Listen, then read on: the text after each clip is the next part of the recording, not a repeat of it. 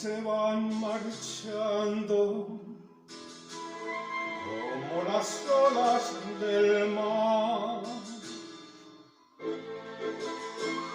Amores los tienen todos, pero ¿quién los sabe cuidar? El amor es una barca con dos remos en el mar. Un remo aprieta en mis manos, el otro los mueve el azar.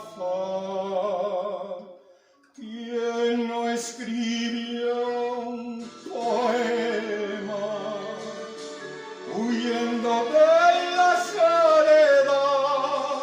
¿Quién a los 15 años no dejó su cuerpo abrazar? ¿Y quién cuando la vida se apaga y las manos tiemblan ya, quién no buscó ese recuerdo de una barca naufragar?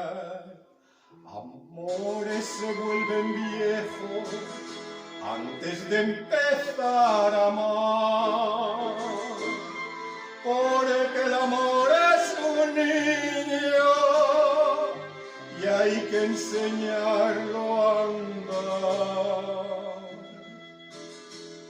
El amor es como tierra que hay que arar y sembrar.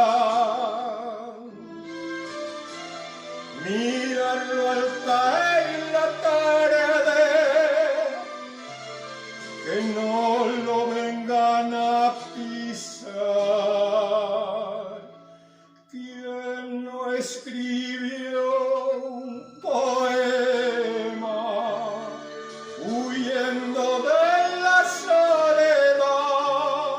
¿Quién a los 15 años no dejó su cuerpo abrazar?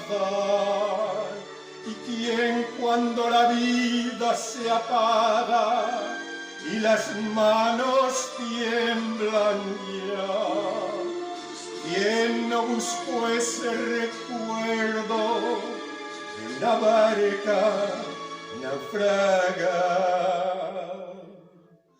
Amores se van marchando